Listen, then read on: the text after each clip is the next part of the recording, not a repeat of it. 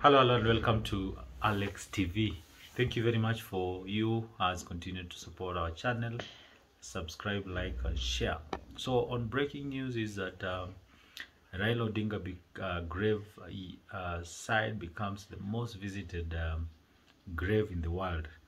Na napata kwamba watu wengi visit, they have paid homage to that particular grave. Simply because of the good things that he did to democracy in Kenya.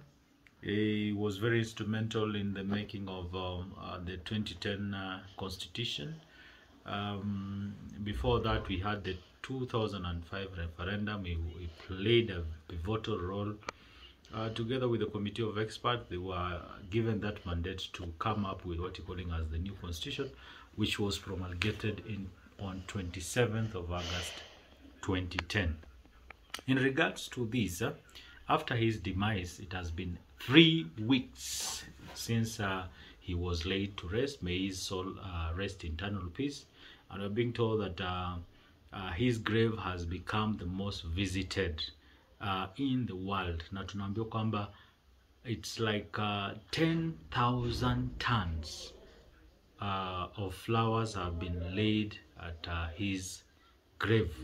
The latest being a delegation from Uganda, and also we had also before that we had Stephen Kalonzo Musyoka, who led Kamba members together with 100 herds of cattle to go and pay their last respect to the fallen hero.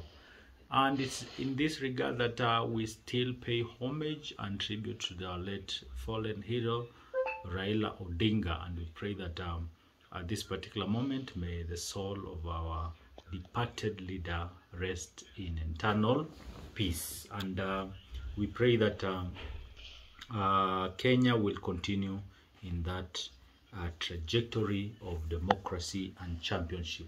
Until next time, adios.